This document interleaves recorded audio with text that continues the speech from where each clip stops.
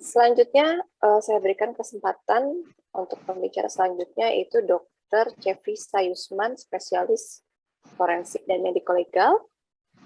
Saat ini beliau aktif sebagai dosen di Fakultas Ilmu Kedokteran Universitas Pajajaran. Ya. Beliau juga sebagai ketua dari PDFI Cabang Jabar. Kepada Dr. Jeffrey, saya persilakan.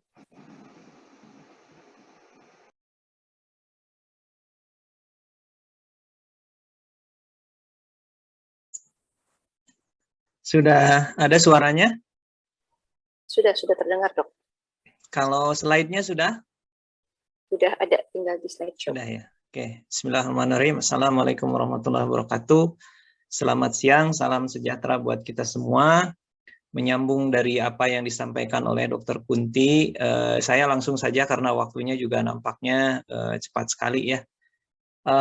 Kita bicara tentang bagaimana membuat medical cause of death atau sebab kematian medis ya di pasien case ya. Sebagai latar belakang ini perlu kita pahami tentang kualitas sebab kematian di dunia ya. Kalau kita lihat ini Indonesia ini masih hitam ya. Hitam itu artinya tidak ada datanya. Artinya data tidak masuk ke WHO, bukan berarti sama sekali tidak ada data. Saya yakin ada data tapi tidak sampai ke WHO, ya artinya samalah kita dengan negara-negara Afrika dan juga beberapa negara lainnya begitu. Itu kondisinya. Maaf, belum slideshow. Oh, belum. Ya. Sebentar. Share. Dari sayanya udah? Bentar. Belum ya? Belum tampak. Saya stop dulu. Gimana ke share screen? Saya udah co-host kan? Sudah. Saya share screen. Ya.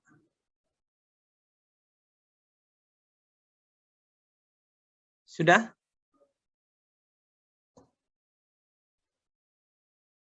Ya, maka Dok. Boleh sudah ya? saja, Dok. Sudah? Sudah muncul, Dok. Oke. Ya. Ini tadi ya kondisi Indonesia. Kemudian jadi apa yang kepentingan dari medical cause of death ini? Jadi kita harus tahu berapa jumlah orang dan apa penyebabnya yang meninggal. Tentu nanti akan berkaitan dengan public health ya, ada kaitan dengan decision making. Kemudian alokasi pendanaan, alokasi SDM, kemudian perencanaan program. Jadi kalau selama ini dikatakan sudah baik begitu, rasanya sih belum ya, rasanya belum. Karena apa? Karena angka kematian, meninggalnya karena apa itu masih belum jelas di Indonesia. Ya, bagaimana kondisinya? Jadi bagaimana mau membuat keputusan, bagaimana mau membuat alokasi pendanaan atau SDM ditempatkan di mana, bagaimana mau membuat program. Kalaupun ada mungkin belum sepenuhnya baik karena memang data kematiannya juga belum baik begitu. Ya ini tadi sangat penting untuk mencapai tujuan kesehatan, untuk memonitoring ya, kemudian untuk tracking. Nah, ini tadi juga ya, jadi untuk reformasi kebijakan. Mau kemana kebijakan kita nanti berdasarkan dari mortality statistik ya dan sebab kematian, data sebab kematian. Nah, jadi nanti bicara tentang effectiveness of health system. Jadi efektivitas dari sistem kesehatan kita bagaimana begitu. Kemudian bagaimana nih seperti COVID sekarang begitu ya, bagaimana kita mendesain pencegahan atau melakukan intervensi.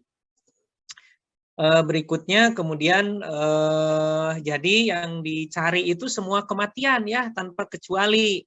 Nah, di sini saya tuliskan ada verbal otopsi ya. Verbal otopsi ini biasanya dilakukan di negara-negara yang belum baik pencatatan sebab kematiannya, tapi untuk menutupi kekurangan itu maka ada yang dinamakan dengan verbal otopsi. Tapi prinsipnya dalam pembicaraan ini kita tidak sedang bicara verbal otopsi, karena kalau verbal otopsi ini bukan medical cause of death ya, tapi probable cause of death, ya itu berbeda.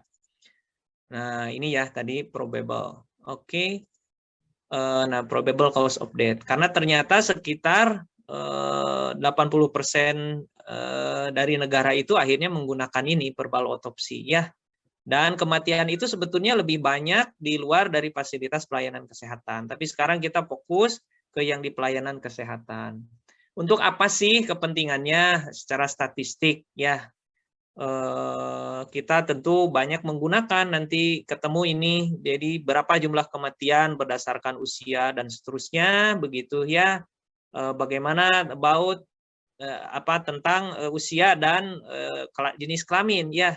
Pada usia-usia spesifik atau jenis kelamin yang spesifik begitu.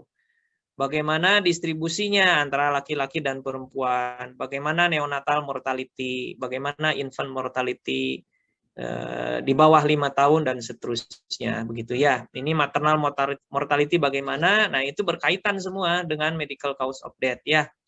Distribusi kematian dan seterusnya, leading cause-nya apa? Probability life expectancy ya, kemudian adult life expectancy dan seterusnya begitu. Jadi banyak kepentingannya. Kemudian langsung saja kita. Kenapa? Slide-nya masih di background. Oh, kenapa ya? Ini apa itunya? Mungkin bisa diklik yang gambar monitor yang di bawah dok. Gambar monitor. Sebentar.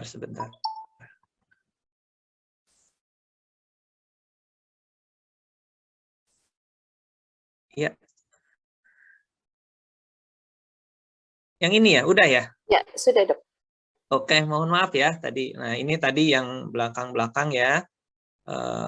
Nah, ini tadi kondisi di dunianya tadi, saya sedikit ulang begitu.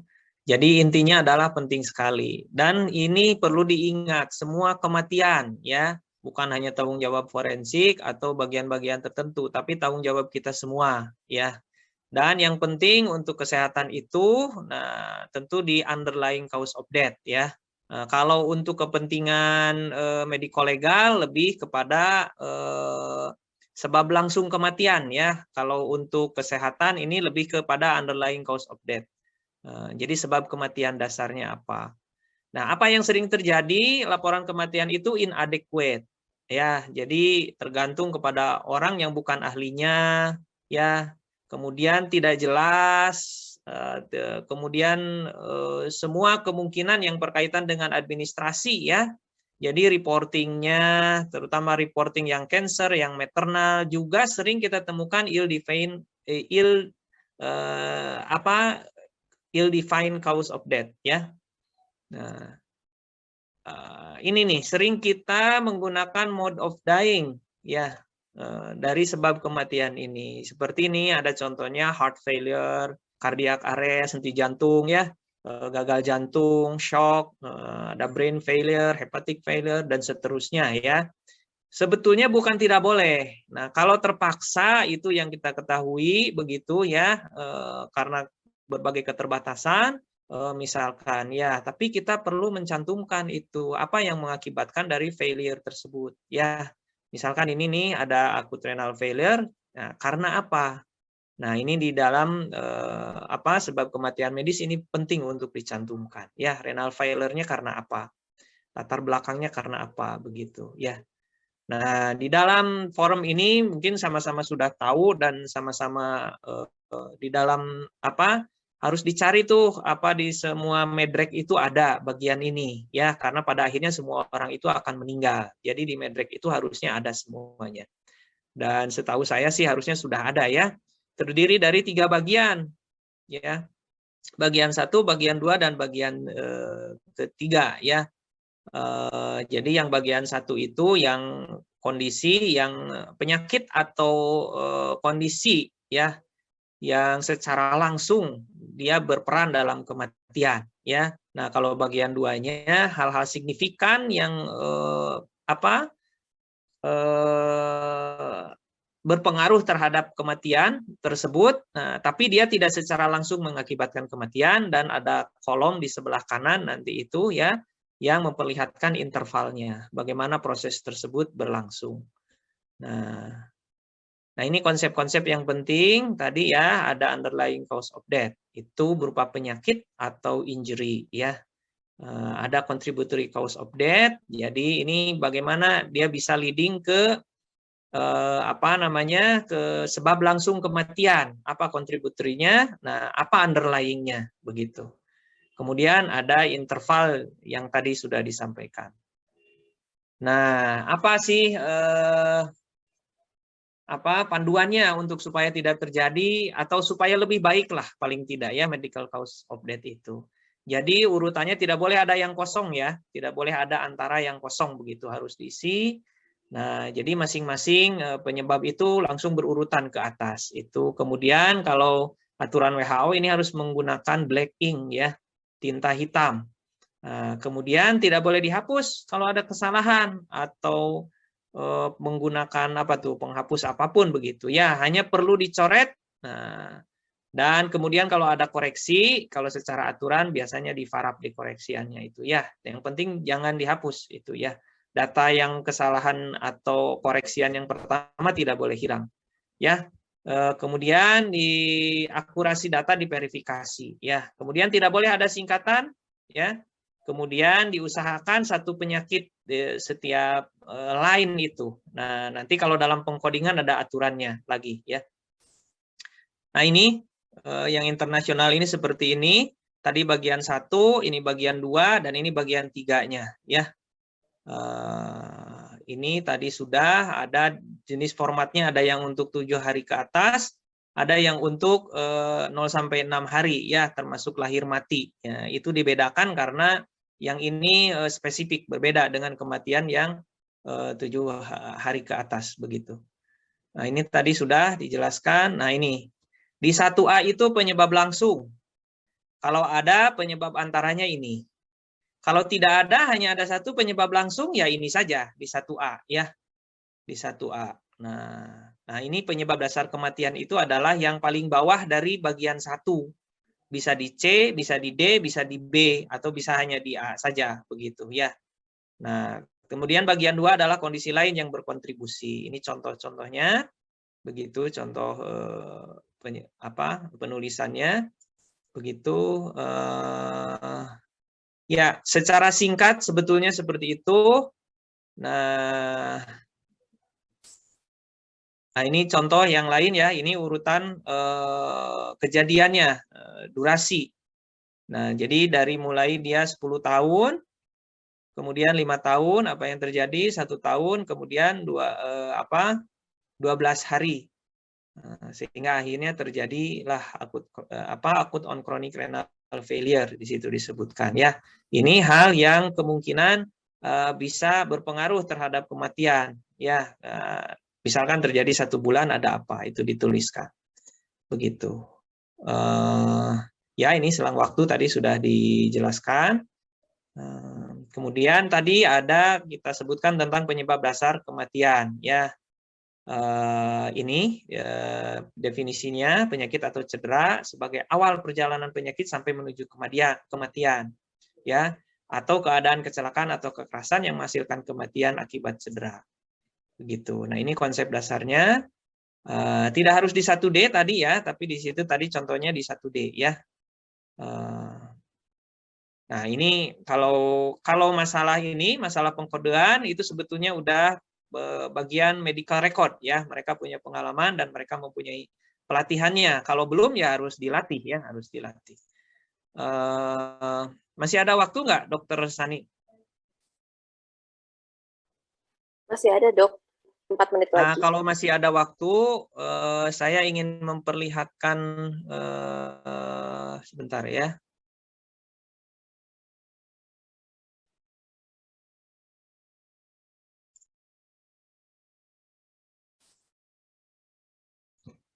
Nah, ini.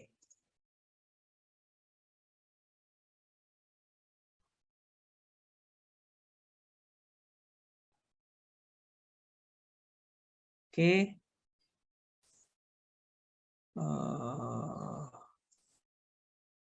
Ya.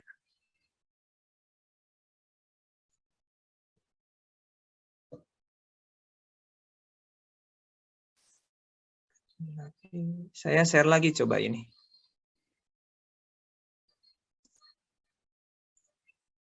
Ya. Ini kalau untuk latihan ini bisa ada di apa namanya, di WHO ada ya. Mangga, ini tadi ini tinggal diklik-klik saja, nanti ini contoh.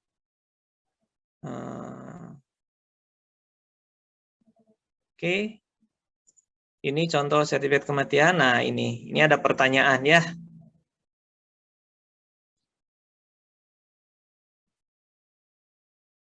Nah.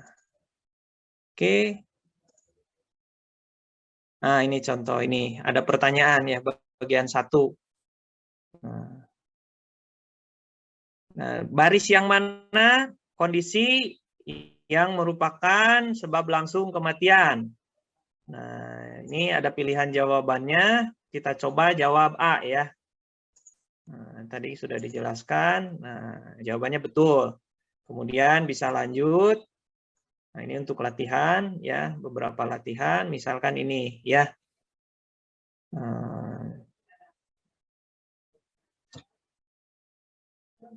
Nah, misalkan di part 1 ya. Satu masuk aja, apakah hanya boleh 1? Kita coba jawab yes, nanti kita lihat apa jawabannya ya, kemungkinan salah. Oh betul ya, jawabannya betul, bisa. Nah kalau kita jawabannya no, nanti salah kita ya, di situ ada jawabannya. Nah ini contoh-contoh latihannya.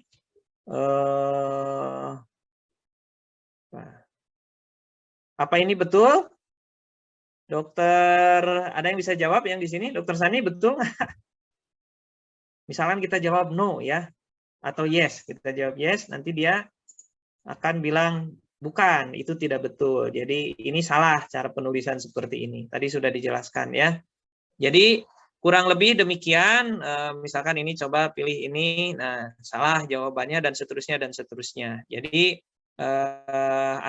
kita bisa berlatih juga. Tapi yang penting adalah bahwa setiap kematian itu harus jelas sebab kematiannya. Untuk nanti kepentingan pengkodean, kita masih menggunakan ICD-10 ya, dan perlu diingat mungkin sebentar lagi kita migrasi ke ICD-11 ya. ICD-11 sudah keluar dengan format yang berbeda dengan ICD-10 ya. Tentu semua akan berubah lagi dan akan butuh pelatihan lagi. Tapi sejauh ini kita masih menggunakan ICD-10 ya, baru diresmikan di Jepang. Itu mungkin waktunya habis ya, Dokter Sani. Ya dok, sisa 1 menit tuh ya.